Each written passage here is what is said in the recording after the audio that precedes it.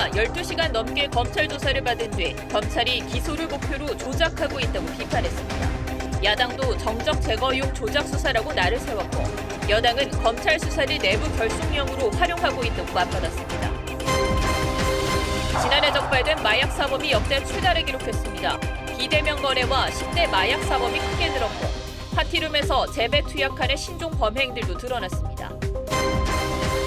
내일부터 실내 마스크 착용 의무가 27개월 만에 해제됩니다. 병원과 약국, 대중교통에서는 써야 하는데 위반 시 10만 원 이하의 과태료가 부과됩니다.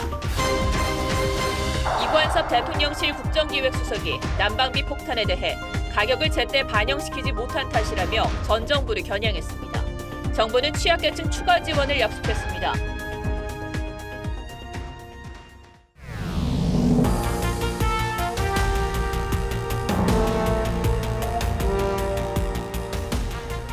시청자 여러분 안녕하십니까? 뉴스7의 김명우입니다. 더불어민주당 이재명 대표가 12시간이 넘는 검찰 조사를 받고 밤늦게 검찰청사를 나섰습니다. 이 대표는 출석할 때와 마찬가지로 조사를 마치고 나와서도 현 정부와 검찰을 강도 높게 비판했습니다. 윤석열 검사 독재 정권이란 표현을 써가며 검찰이 수사가 아닌 정치를 하고 있고 기소를 목표로 조작을 하고 있다고 말했습니다. 장동욱 기자가 어젯밤 현장 분위기부터 전해드리겠습니다. 검찰 조사를 마친 이재명 더불어민주당 대표가 청사 밖으로 걸어 나옵니다. 역시 수사가 아닌 정치를 하고 있었다는 느낌이 듭니다. 기소를 목표로 조작을 하고 있다는 느낌을. 이 대표는 검찰의 심야 조사 요청을 거부한 뒤 어젯밤 오후 9시부터 2시간가량 진술 조서를 열람한 것으로 전해졌습니다. 이 대표는 검찰 출석 직후 A4 용지 33쪽 분량의 본인 진술서를 제출했는데 검사의 질문에 진술서로 대신하겠다는 답변을 반복한 것으로 알려졌습니다. 검사 앞에서 진술 거부권을 행사한 셈이지만 검찰 수사팀이 미리 추려낸 핵심 질문들을 담은 피의자 신문 조서만 200쪽에 달한 것으로 전해졌습니다.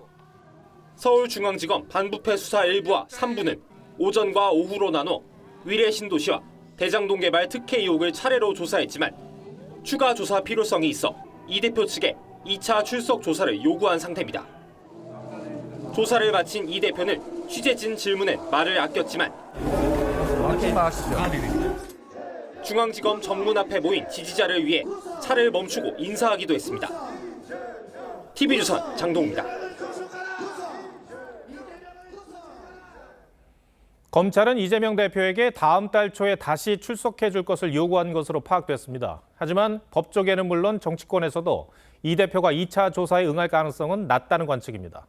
이 대표는 조사 직후 검찰이 추가 소환을 위해 시간을 끌었다고 비판하기도 했습니다. 검찰이 추가 조사 없이 구속영장을 청구할 가능성도 거론됩니다. 이어서 권영석 기자입니다. 1차 조사를 마친 이재명 더불어민주당 대표는 검찰이 의도적으로 조사를 지연시켰다는 취지의 불만을 드러냈습니다. 추가 소환을 하기 위해서 시간을 끌고 했던 질문도 하고. 수사팀은 이와 관련해 조사를 지연한 사실이 전혀 없다며 장기간 진행된 사업의 비리 의혹 사건이라 조사 범위와 분량이 상당히 많고 최종 결재권자에게 보고되고 결재된 자료를 토대로 상세히 조사를 진행한 것이라고 반박했습니다. 검찰은 이 대표가 제출한 진술서 안에 뇌물을 받은 혐의로 구속 기소된 최측근 정진상 전 정책실장과 김용 전 민주연구원 부원장에 대한 설명이 없는 점을 들어 추가 조사가 불가피하다는 입장입니다. 검찰은 이 대표 측에 내달 초 2차 조사를 위한 출석 가능 일자를 여러 개 제시한 뒤 출석할 때까지 계속 요청할 방침입니다. 이 대표가 응하지 않을 경우 검찰의 선택지는 구속영장 청구로 가닥이 잡힐 가능성이 높습니다. 이 대표가 연루된 성남FC 사건과 위례 대장동 사건을 묶어 구속영장을 청구하는 방안도 검토 중입니다. 2월에도 임시국회가 열리는 만큼 구속영장 청구 시 국회 체포동의안 표결로 이어질 것으로 보입니다. TV조선 권영석입니다. 이재명 대표의 검찰 수사를 놓고 여야는 날카롭게 대립했습니다. 국민의힘은 이 대표가 검찰 수사를 지지층 결속용으로 활용한다고 비판했고 민주당은 검찰의 정적 제거용 수사라고 맞섰습니다. 민주당 지도부는 조금 전인 6시부터 이 대표가 참석한 가운데 향후 대응책 논의를 위한 비공개 최고위를 진행하고 있습니다. 이광희 기자가 보도합니다. 이재명 대표는 검찰 출석에 앞서 잇따라 민생 행보에 나섰지만 수없이 많은 현안들이 있는 이 상황에서 주중에는 일을 해야 되겠으니까 잘 지켜주시면 저도 열심히 지키도록 하겠습니다. 검찰 수사 관련 메시지를 꾸준히 냈습니다. 여기에 더해 이번에도 15명의 의원들과 함께 출석하자 여당에선 이 대표가 검찰 수사를 자신의 지지층 결속에 활용한다는 비판이 나왔습니다. 당 내외 강성 지지층의 의지에 방탄무리에 나서더니 이젠 호남마저도 내부 결속용 장식품으로 활용하려는 듯. 이 대표가 조사가 아닌 정치쇼로 일관하고 있다는 지적도 나왔습니다. 반대로 민주당은 검찰의 정적 제거용 조작 수사라고 맞섰습니다. 검찰 수사의 목적이 윤석열 대통령의 정적을 제거하는 데 있다는 민주당 지도부는 조금 전 이 대표가 참석한 가운데 비공개 최고위를 열어 향후 대응 방향을 논의하고 있습니다. 당 관계자들에 따르면 이상민 행정안전부 장관 탄핵안도 논의 테이블에 올려 당내 의견 수렴에 나설 것으로 전해졌습니다. TV조선 이광입니다. 국민의힘 유력 당권 주자인 김기현 안철수 의원은 주말을 맞아 수도권 청년 표심 잡기에 주력했습니다. 이 청년들이 민감해하는 주택과 일자리, 저출산 문제들을 두루 짚으면서도 서로를 겨냥한 견제 역시 날이 서 있었습니다. 국민의힘 당권 주자들의 움직임은 고이동 기자가 취재했습니다. 청바지를 입고 청년정책 지원단 발대식에 참석한 김기현 의원은 주택 문제와 일자리 확보를 위해 과감한 규제 개혁을 약속했습니다. 그러면서 그동안 야당이 청년들의 지지를 이용해왔다고도 했습니다. 대권을 염두에 둔 것으로 알려진 안철수 의원을 향해선 공정한 공천을 할 수 있겠냐고 공세를 폈습니다. 다음 내가 대통령이 돼야 되겠다라고 생각이 되면 자기 편 사람을 넣고 싶은 의욕이 당연히 커질 수밖에 없습니다. 마찬가지로 청바지를 입고 수도권 청년들과의 토크 콘서트에 나선 안철수 의원은 지금은 대선 걱정할 때가 아니라고 반박했습니다. 대선에 대해서 직접 경험을 안 해보신 분의 그런 단견이라고 생각합니다. 안 의원은 이어 저출생 고령화 문제의 해결책을 국가 균형 발전에서 찾으며 경기 북도 신설이 필요하다고 했습니다. 나경원 전 의원은 전대 불출마 선언 나흘 만에 기자들과 오찬 간담회를 갖고 전대에서 특별한 역할은 없을 것이라고 말했습니다. 이번 전당대회에서 특별한 제가 역할을 할 일은 없지 않나 이렇게. 전당대회 선거관리위원회는 당원 100%만 반영하기로 한 예비경선 컷오프 규모를 모레 최종 결정할 예정입니다. TV조선 고이동입니다. 국가정보원과 경찰이 창원 간첩단 사건 관련자 4명을 체포했다는 소식 어제 전해드렸습니다. 방첩당국은 체포된 4명 중 1명이 다른 갈래인 제주 간첩단 총책을 북한 공작원에게 소개해줘 새로운 조직이 결성되는데 일조했다고 파악한 것으로 확인됐습니다. 여러 갈래 간첩단이 어떻게 만들어졌는지를 알 수 있는 내용입니다. 이채연 기자가 단독 보도합니다. 국가정보원과 경찰이 어제 체포한 창원 간첩단 연루 인물은 모두 4명. 이들은 지난 2016년 창원 지역에서 자주통일 민중전의를 결성해 동남아에서 북한 공작원을 만나 수차례 공작금과 지령을 받고 반미 집회, 반정부 활동을 주도해온 혐의를 받습니다. 4명 중 3명은 경남 지역 진보 시민단체에서 간부를 맡았습니다. 대공 분야의 정통한 관계자는 서울에서 체포된 김모 씨가 핵심 인물이라면서 김 씨가 먼저 북한 공작원 김명성을 만난 뒤 제주 간첩단 총책격인 K 씨를 소개해줬다고 설명했습니다. K 씨는 이후 캄보디아에서 홀로 김명성 등 북한 공작원 4명을 만난 뒤 제주 간첩단을 조직했습니다. 동시다발적으로 하다 보면 적발될 가능성이 있기 때문에 전달 방법은 항상 한 군데를 통해서 확대해 나가는 방법. 김 씨와 K 씨에게 지령을 내려온 김명성은 60대로 대남 공작부서 북한 문화교류국의 해외 거점장인데 앞서 활동했던 PC방 간첩단이 2016년 검거되자 같은 해 김 씨를 통해 창원 지역 자주통일 민중전의를 결성한 뒤 산하의 제주 간첩단을 비롯한 여러 갈래 조직을 만들도록 한 것으로 방첩당국은 파악하고 있습니다.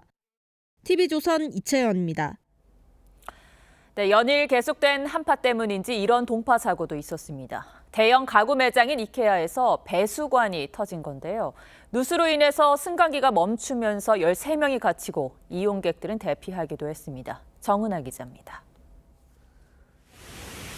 지하주차장 천장에서 물이 쏟아져 내립니다. 주차장 바닥엔 물이 흥건하게 고였고 매장 안 일부 천장에도 물이 흘러내립니다.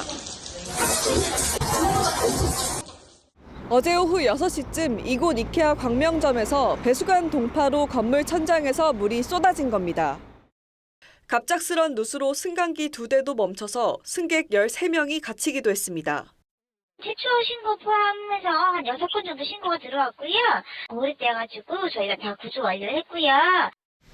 이케아는 누수 사고 하루 뒤인 오늘 개점 시간을 늦추고 보수 작업을 진행했지만 일부 주차장과 매장에선 여전히 물이 떨어지는 곳이 있었던 것으로 파악됐습니다.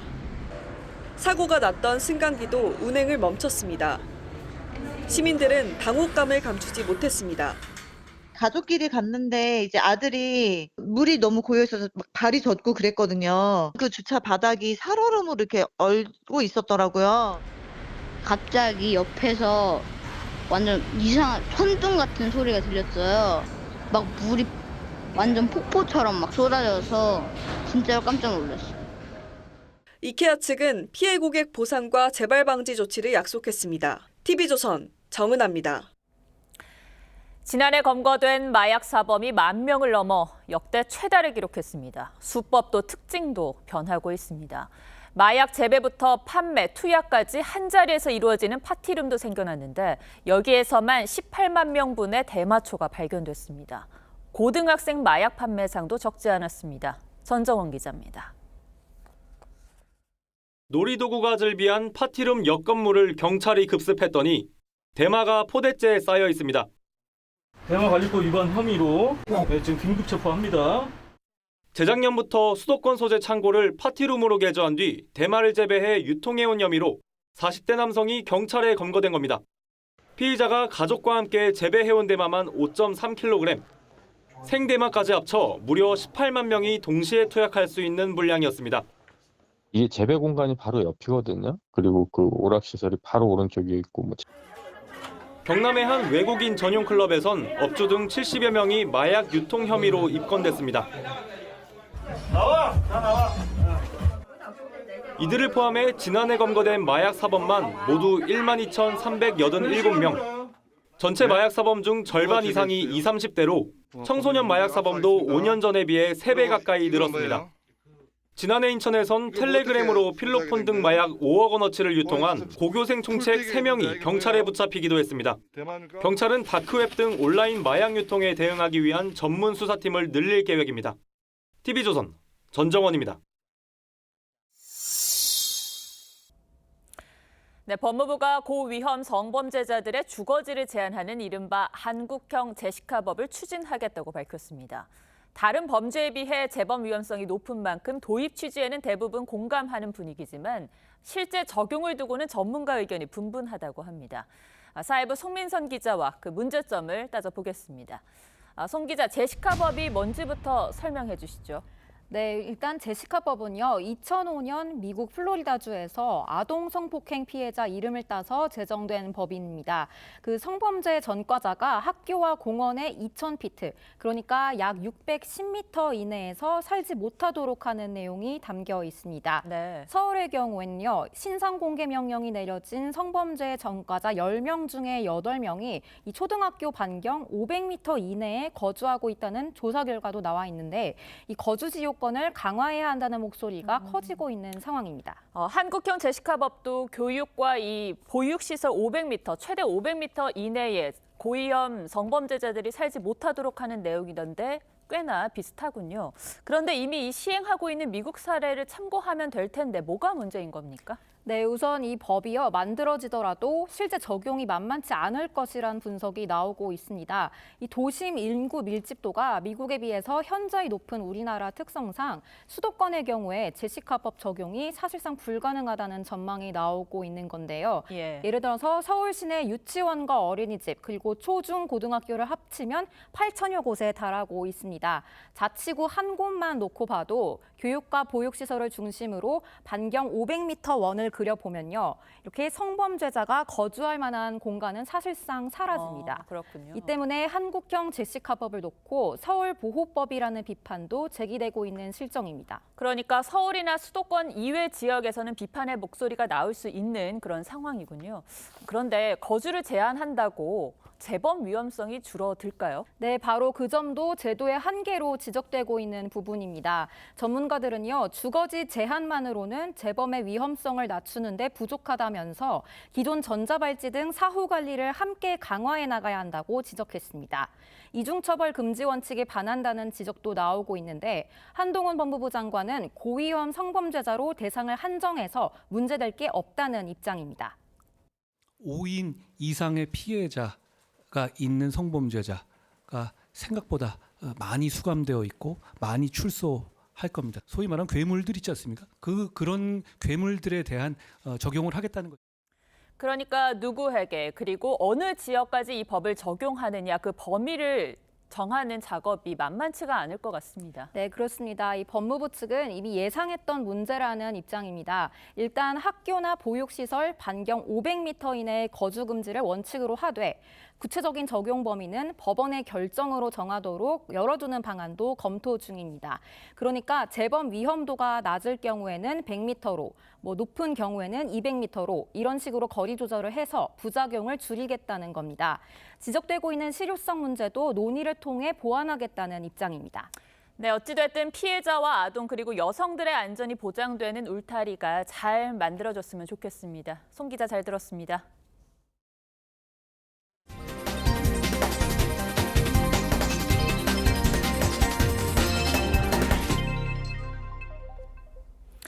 네, 내일부터 실내 마스크 착용 의무가 해제됩니다. 27개월 만입니다. 하지만 병원이나 약국에서는 마스크를 써야 하는데요. 그렇다면 마트 안에 있는 약국에서는 어떻게 해야 할까요? 신경희 기자가 정리했습니다. 내일부터는 이곳 마트 안에서도 마스크를 벗을 수 있습니다. 하지만 이렇게 마트 안에 있는 약국에 들어갈 땐 다시 마스크를 써야 합니다. 위반 시 10만 원 이하의 과태료 처분을 받게 됩니다. 시민들은 혼란스럽다는 반응입니다. 약국이 안 된다는 거는 정말 처음 알았고요. 너무 기준이 애매하고 일단은 모를까? 네, 방역당국이 마스크 의무를 유지하는 곳은 크게 세 종류입니다. 병원과 약국, 장기 요양시설과 같은 감염 취약시설, 그리고 지하철, 택시, 항공기 등 대중교통 내부입니다. 마스크를 써야 할지 헷갈리기 쉬운 경우도 적지 않습니다. 교실 내부에선 마스크를 쓰지 않아도 되지만 스쿨버스는 대중교통으로 분류되다 보니 써야 합니다.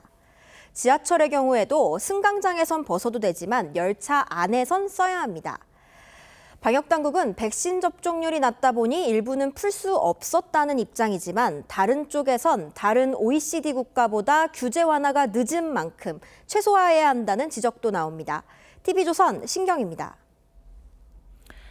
국민연금 개혁 작업이 첫걸음부터 주춤거리고 있습니다. 연금개혁특위 민간자문위원회가 어제까지 1박 2일간 마라톤 토론을 벌였지만 합의안을 내지 못했습니다. 개혁안 마련이 줄줄이 미뤄질 수 있는 상황인데 자문위는 논의한 내용이라도 정리해서 모레 국회에 보고하기로 했습니다. 박재훈 기자가 보도합니다. 서울 강남구에 있는 국민연금공단 서울 남부 지역본부. 국회 연금개혁특위 민간자문위원 16명이 어제까지 1박 2일간 이곳에서 끝장 토론을 벌였습니다. 국회에 제출할 연금 개혁안을 마련하기 위해서였지만 끝내 합의에 이르지 못했습니다. 한 민간위원은 국민들이 내는 연금 보험료 인상에는 공감했지만 그 경우 연금 지급액을 올릴지에 대해선 합의하지 못했다는 취지로 말했습니다. 당초 자문위가 이달 말까지 국회에 초안을 제출하면 이에 기초해 국회 연금개혁특위는 4월까지, 정부는 10월까지 최종안을 만들 예정이었습니다. 개혁 작업 전체가 줄줄이 연기될 위기를 맞은 겁니다. 이에 자문위는 합의안 대신 현재까지 논의된 것만 정리해 오는 31일 국회에 보고할 것으로 알려졌습니다. 전문가는 적어도 현재 국가의 연금개혁의 비전은 이겁니다라고 좀 단일안을 내세웠다라고 하면 좀 더 국민들도 신뢰하고 자문위가 합의에 이르지 못하면서 국회의 개혁안 도출도 쉽지 않을 거란 전망이 나옵니다. TV조선 박재훈입니다. 올겨울 난방비 대란이 누구 탓이냐는 정치권 공방 속에 문재인 정부에서 가스비를 무리하게 억제했기 때문이라는 지적도 적지 않죠. 오늘 대통령실 이관섭 국정기획수석이 에너지값 인상을 미뤄온 게 큰 패착이었다고 말했습니다. 구체적으로 어떤 의미인지 황선영 기자가 전해드립니다. 이관섭 대통령실 국정기획수석은 최근 난방비 급등 대란에 국제 가격 상승을 정부가 적절히 반영하지 못했기 때문이라고 진단했습니다. 전 정부에서 가스비 인상을 제때 하지 않아 뒤늦게 충격이 왔다는 겁니다. 국제 가격이 오르는 거에 따라 가지고 국내 가격도 조금 맞춰줘야 됩니다. 제때 반영시키지 못하고 계속 미뤄왔던 것들이 실제 문재인 정부는 국제 가스 가격이 오르던 2020년 7월 도시가스 요금을 11% 인하한 뒤 2년 가까이 동결했습니다. 하지만 대선 직후인 지난해 4월부터 인상하기 시작했고 이번 정부 들어 2차례 더 올려 38% 올랐습니다. 당시에도 생활비 인상을 정치 일정에 맞췄다는 지적이 나왔는데 이 수석은 경제활동의 지표가 되는 가격 시그널이 제때 시장에 전달되지 못했던 게 패착이었다고 비판했습니다. 가격이라는 게 결국 보면 이 경제활동의 시그널이 되기 때문에 시그널을 제때 주지 못했던 게 저는 큰 패착이 아닌가. 이 수석은 에너지 가격 급등 완화책으로 원자재의 가격 변동성이 낮은 원자력 발전의 정상화가 필요하다고 강조했습니다. TV조선 황선영입니다. 이처럼 난방비 대란이 큰 사회적 이슈가 되면서 담당 부처인 산업통상자원부 장관이 오늘 이 취약계층에 대한 현실적인 지원을 약속했습니다. 하지만 눈덩이처럼 불어나는 가스공사 미수금 탓에 당국이 그야말로 진퇴양난의 상황에 처했다는 말이 나옵니다. 최윤정 기자가 보도합니다. 서울 성북구의 한 노인 요양원. 지난달 이 시설의 도시가스 요금은 314만 원이었는데 40% 넘게 요금 할인을 받았습니다. 저렴한 요금 체계를 적용하는 지원책으로 사회복지시설 가스 요금이 평균 42% 낮아졌다는 게 정부의 설명입니다. 난방비 대란 우려 확산에 이창양 산업통상자원부 장관은 오늘 복지시설을 찾아 지원 방안을 논의했습니다. 고통을 분담하면서 조금씩은 현실화해 나가야 되겠다. 문제는 원가 이하의 가스 공급가를 더 이상 지탱할 수 없다는 겁니다. 정부는 겨울철 난방 수요가 집중되는 올해 1분기 가스 요금을 동결했지만 2분기 요금 인상은 불가피한 상황입니다. 한국가스공사의 국회 제출 자료에 따르면 지난해 민수용 도시가스 원료비 미수금은 9조 원. 여기에 올해 1분기 예상치까지 더하면 누적 미수금은 14조 원에 달할 거라는 전망까지 나옵니다. 미수금을 올해 안에 해결하려면 요금을 3배로, 3년 안에 해결하려면 70에서 80%는 올려받아야 한다는 분석도 제기되는 상황입니다. 단계적인 인상을 통해서 이런 미수금을 해결하지 않는다면은 향후 이제 공급 차질 문제까지 발생할 수 있는 그런 어려움에 봉착할 것으로. 정부가 난방비 대응을 두고 적자 해소와 취약계층 배려 사이에서 진퇴양난의 고심에 빠져들고 있습니다. TV조선 최윤정입니다. 우리 주식시장을 떠났던 외국인 투자자들이 새해 들어 대거 유입되면서 주가 상승을 이끌고 있습니다. 코스피는 한 달 새 11%나 급등했는데 다음 주에 나올 주요 지표들을 보면 이런 상승세가 지속될지 여부를 가늠해 볼 수 있을 것 같습니다. 김지아 기자가 증시 상황을 짚어드리겠습니다. 새해 들어 상승세를 이어가며 2,500선에 바짝 다가선 코스피. 한 달 새 11.07% 오르며 월간 기준으로는 2년 만에 최고 상승률을 기록했습니다. 달러 약세, 미 금리 인상폭 축소 가능성, 중국의 경기 부양 기대감 등이 커지면서 외국인 투자자들이 돌아온 영향이 컸습니다. 외국인은 지난주에만 2조 6천억 원어치, 이달 들어서는 6조 9천억 원 넘게 쓸어 담았습니다. 다만 이 기조가 계속 이어질지를 두고 전문가들 사이에선 신중론이 나옵니다. 경기와 물가의 불확실성이 여전한 데다 이미 단기간에 큰 상승폭을 보인 만큼 단기 차익 실현 매물이 쏟아져 나올 수 있기 때문입니다. 기업 실적이 올해는 악화되는 쪽으로 진행될 가능성이 여전히 높다는 점을 감안을 하면 상승 랠리도 거의 이제 막바지 근처에 도달하고 있다라는 이러한 평가가 투자자들의 기대 심리가 선반영된 가운데 오는 31일에는 삼성전자의 반도체 감산 동참 여부가 발표됩니다. 또 우리 시간 2월 2일에 미 연준 연방공개시장위원회 정례회의 결과 바로 다음 날에 1월 미국 고용보고서 등의 증시 방향을 결정할 중요한 변수로 작용할 전망입니다. TV조선 김자입니다. 소위 서울 강남 4구로 불리는 지역에서 소형 아파트 매매가가 속속 10억 원 아래로 떨어지고 있습니다. 전셋값 급락이 집값 하락과 물고 물리면서 주택시장 추락을 부채질하는 상황이 한동안 이어질 수 있다는 관측입니다. 백대우 기자가 보도합니다. 서울 강동구의 한 아파트입니다. 지난달 전용 59제곱미터가 10억 원 이하로 2건 거래됐습니다. 59제곱미터 A형이 9억 3천만 원에 59제곱미터 B형이 9억 9천만 원에 각각 손바뀜됐는데 최고가 대비 최대 6억 원 낮은 금액입니다. 3.3제곱미터당 금액이 최대 6천만 원을 넘겼다가 4천만 원 이하로 떨어진 겁니다. 인근의 또 다른 아파트. 전용 59제곱미터 매물이 9억 원대에 올라왔는데 최고가 대비 4억 5천만 원 이상 낮은 금액이지만 거래는 이뤄지지 않고 있습니다. 서울 강동구는 지난 3일 정부가 부동산 규제를 해제한 지역이지만 집값 하락세가 꺾이지 않는 상황입니다. 고금리 탓에 매수세 감소가 이어지고 이로 인해 가격이 더 떨어지고 있습니다.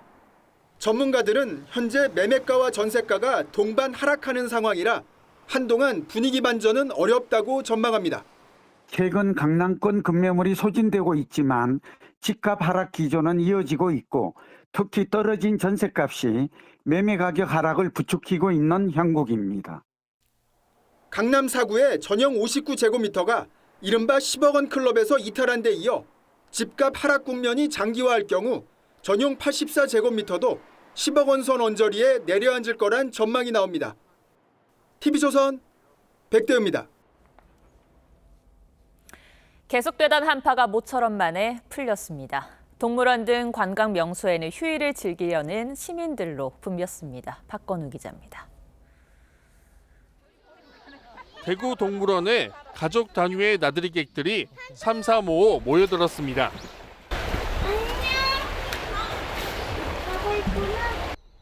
포근한 날씨에 도톰한 외투는 벗고 모처럼 가벼운 옷차림으로 휴일을 만끽합니다. 날씨가 추위가 많이 녹았고 그래도 좀 따뜻한 느낌을 받고 해서 옷을 이렇게 가볍게 입고 나왔습니다. 조선 후기 방랑시인 김삿갓을 머물게 했던 화순 적벽에도 시민들 발길이 이어졌습니다. 하늘 아래 수려한 기암 절벽은 한 폭의 수묵화를 떠올리게 합니다. 지금 여기 적벽이 유명하고 해서 이쪽에 드라이브 나왔습니다. 옛날에 중국의 시인의 시구도 생각나고요. 오늘 낮 기온은 어제보다 3에서 8도가량 크게 올라 예년 이맘때의 겨울 날씨를 회복했습니다. 남산 전망대는 서울 전경을 한눈에 감상하려는 사람들로 북적였고 아빠와 딸은 손을 꼭 잡고 한옥마을 정자를 오릅니다. 실제로 밖에 봤을 때도 굉장히 따뜻하고 좋아서 좋은 데이트하고 갈 것 같습니다. 기상청은 내일도 전국이 대체로 맑겠고 한파특보가 발효된 강원과 경기 산간 지역은 동파 피해 등을 유의할 것을 당부했습니다. TV조선 박고루입니다. 그동안 한파에 힘들었던 건 겨울철새도 마찬가지였나 봅니다. 주로 경기와 강원도를 월동지로 삼던 제두루미가 최근 경남 지역에서 발견되고 있는데 한파와 폭설로 먹이 활동이 어려워지자 남쪽으로 이동한 것으로 보입니다. 이성진 기자의 보도입니다. 창원 주남저수지 일대 농경지입니다. 커다란 철새떼가 논바닥에서 벽실을 주워 먹습니다. 잿빛 몸통에 눈 주위가 새빨간 세계적 멸종 위기종인 제두루미입니다. 올 겨울 들어 주남저수지를 찾은 제두루미는 어림잡아 1,800여 마리입니다. 지난해 800여 마리보다 1,000마리가량 늘었습니다. 전 세계에 남아있는 제두루미 10,000여 마리 가운데 20%에 가까운 수치입니다. 이달 들어 주남 저수지를 찾아온 재두루미가 급증했습니다. 재두루미가 음력설 전에는 한 400마리가 왔는데 지금 갑자기 개체가 많이 불어가지고 울산에서도 최근 5년 만에 재두루미가 발견됐습니다. 재두루미의 주 월동지는 강원 철원과 경기도 일대인데 최근 폭설에 한파가 잇따르자 철새들이 남쪽으로 자리를 옮긴 것으로 보입니다. 12월 중순 이후에 혹한도 오고 그다음에 이제 눈이 많이 내렸습니다. 재두루미가 먹이를 찾는데 어려움이 있기 때문에 좀 더 따뜻한 남쪽으로. 창원시는 하루에 벽시 200kg을 뿌려주며 재두루미를 보살피고 있습니다. 겨울을 보낸 재두루미들은 오는 3월이면 2,000km 떨어진 시베리아로 떠납니다. TV조선 이성진입니다. 미국에서 현대와 기아차를 훔치는 범죄가 지난해부터 유행처럼 번지고 있습니다. 도난 방지 장치가 없는 모델들인데 얼마나 절도가 많은지 이런 일까지 벌어지고 있습니다. 미국 보험사들이 손해가 너무 크다며 절도 표적이 된 특정 모델은 보험 가입을 거부하고 있습니다. 이유진 기자입니다. 차량 운전석 열쇠 꽂는 부분이 완전히 망가졌습니다. 운전대 잠금 장치도 소용없습니다. They can't take your car, man. Be safe out there. 차 문에 기아 보이즈라는 글씨까지 새겨놨습니다. 현대와 기아차를 훔치고 SNS에 챌린지라며 인증하는 일당을 뜻합니다. And when I called the cops, they told me they were like, "Oh yeah, it's actually really common." So 이들은 범죄 수법까지 알려줍니다. They had used the USB and broke the ignition and 한 사람이 수차례 피해를 입는 등 도난 사고가 1년 전보다 최소 6배 급증하자 급기야 미국 보험사들은 현대 기아차 일부 모델의 보험 가입까지 거부하기 시작했습니다. 차량 도난으로 손실이 크게 늘어 도난 방지 장치가 없는 특정 모델은 가입 자체가 안 된다는 겁니다. 피해 차주들은 자구책을 모색해야 하는 실정입니다. So we've installed new camera units and all of that stuff. So now we can see what's going on back here. 앞서 시애틀시는 도난당한 차들이 다른 범죄에도 이용되는 실정이라며 제조사의 책임을 묻는 소송을 제기했습니다. TV조선 이유진입니다. 미국에서 경찰 5명이 흑인 청년을 무차별 구타해 숨지게 한 사건의 파장이 큽니다. 과도한 공권력 사용에 항의하는 시위가 여러 도시들로 번지고 있습니다. 도시마다 수백 명이 거리로 쏟아져 나와 도로가 통제됐고 경찰차 유리를 부수는 일도 벌어졌습니다. 황정민 기자 리포트 전해드리고 뉴스야 이어가겠습니다. 한 남성이 경찰차에 뛰어올라 앞유리를 짓밟습니다. 운전석에 타고 있던 경찰관이 결국 차에서 내렸지만 제지하지는 못합니다. 29살 흑인 청년 타이어 니콜스가 경찰 5명에게 집단 폭행을 당한 뒤 숨진 사건에 항의하는 겁니다. 경찰들의 구타 영상이 공개되자 과잉 진압은 테러 행위라는 규탄 시위가 10개 이상 도시로 번졌습니다.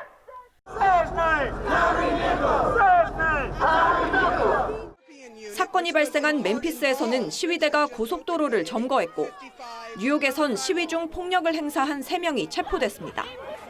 거듭되는 공권력 과잉 진압 사건에 경찰 개혁을 요구하는 목소리가 다시 커지고 있습니다. 바이든 대통령은 2020년 경찰 폭력 제압으로 숨진 조지 플로이드의 이름을 딴 경찰 개혁안 처리를 촉구했고 오바마 전 대통령도 잔인하고 정당성 없는 폭력이라며 힘을 보탰습니다. Fight like we never fought before to pass federal policing law. 멤피스 경찰서장은 폭행에 연루된 경찰 5명이 소속된 특수부대를 해체했습니다.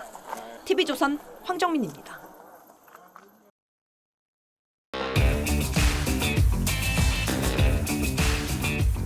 뉴스에 시작합니다. 정치부 이채림 기자 나와 있습니다. 첫 번째 물음표 볼까요? 네, 첫 번째 물음표는 최고위원 당선이 공천 티켓입니다. 예. 다음 주에 국민의힘 전당대회 이제 후보 등록이 시작되는 것으로 알고 있습니다. 그런데 이번 최고위원 선거에 직전 최고위원들이 많이 나서는 그런 분위기라면서요? 그렇습니다. 직전 이 전당대회인 2021년에 선출됐던 5명의 최고위원 가운데 배현진 의원만 전임 지도부 사퇴에 책임을 지겠다며 불출마 의사를 밝혔고요.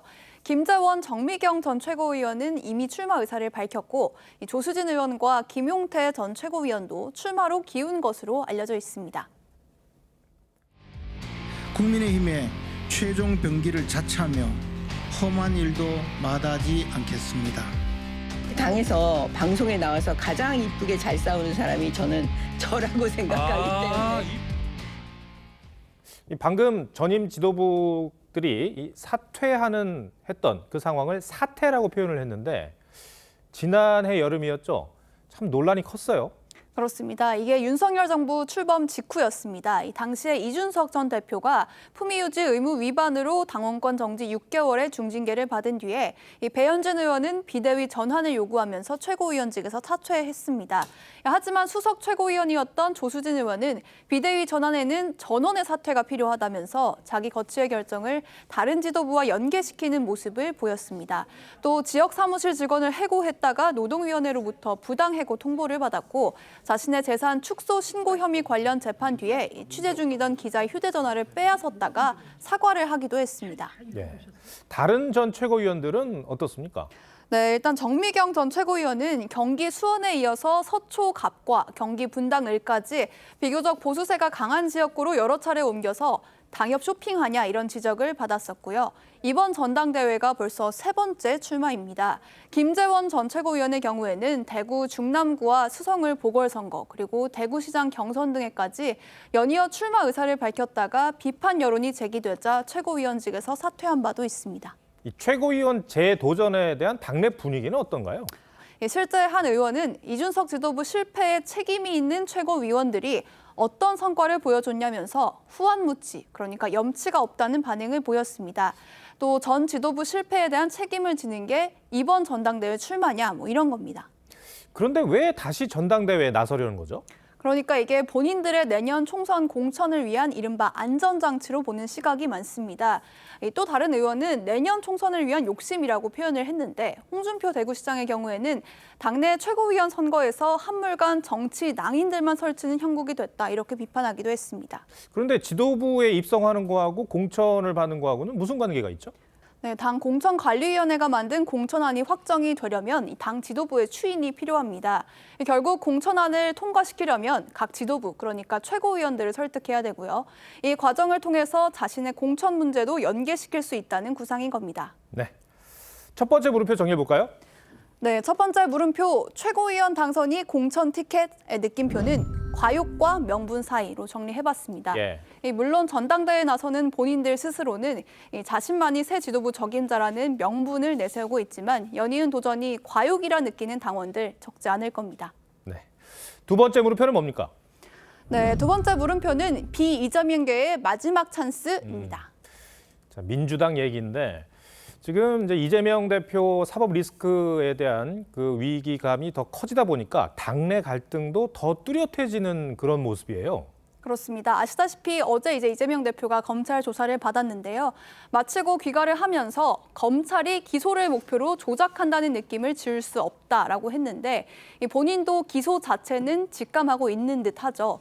민주당 당원에는 부정부패 관련 법 위반 혐의로 기소된 당직자의 직무를 기소와 동시에 정지할 수 있다고 돼 있는데 이 당헌을 근거로 이 대표가 대표직을 자진 사퇴해야 한다. 이런 주장이 당내에서 나옵니다. 기소는 거의 확정적이라고 생각이 되는데 당으로서는 굉장히 부담스러울 수도 있죠. 당대표를 일단 물러나서 무고함을 밝히는 데 전력을 다하고 무고함이 밝혀지면 복귀하도록.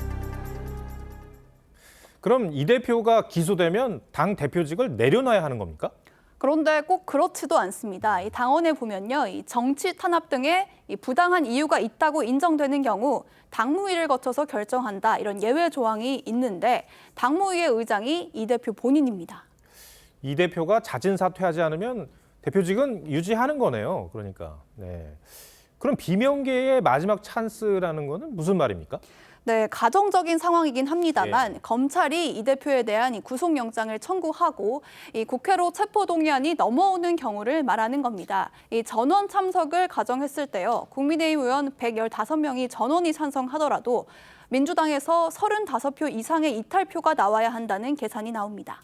당내 비명계 의원의 규모에 따라서 결정이 될 수가 있다, 뭐 이런 얘기로 들립니다. 그렇습니다. 이 비명계 어느 정도 되는지 이걸 좀 추산을 해보면요.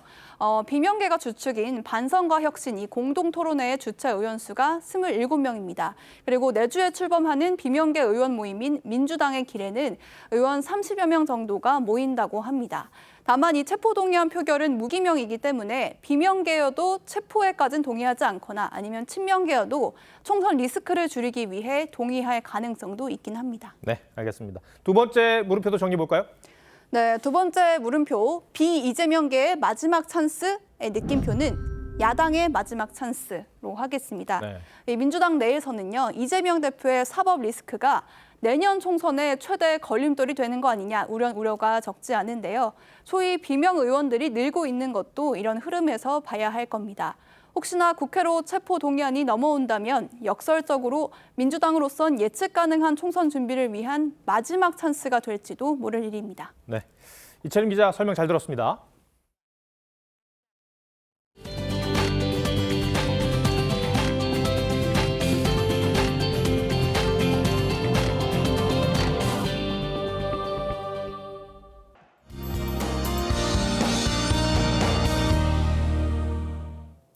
추위는 좀 풀렸는데요. 내륙 일부 지역에는 눈이 오는 곳이 있습니다. 강원도에 최고 3cm, 그 밖에 내륙 곳곳으로 1cm 정도가 예상되고요. 오늘 자정안으로 모두 그치겠습니다.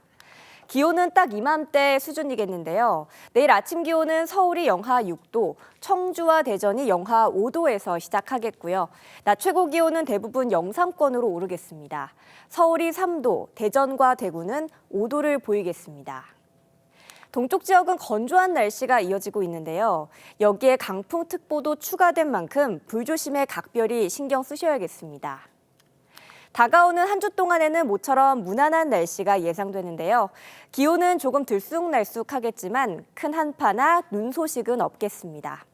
날씨였습니다. 검찰청사에 들어올 때도 조사를 받고 나갈 때도 이재명 대표는 당당해 보였습니다. 현 정부를 강도 높게 비판하는 입장문을 읽기 전 기자에게 농담을 건네기도 했습니다. 마치 무슨 정치 행사를 보는 느낌이었습니다. 하지만 현실은 피의자이기 때문에 검찰에 불려 나온 것입니다. 최종 판단은 법원이 하겠습니다만 검찰에 소환됐다는 사실만으로도 보통 사람은 저런 모습을 보이기 어려울 것이라고 생각합니다. 불현듯 노무현 전 대통령이 검찰에 출석했을 때 한 말이 떠올랐습니다.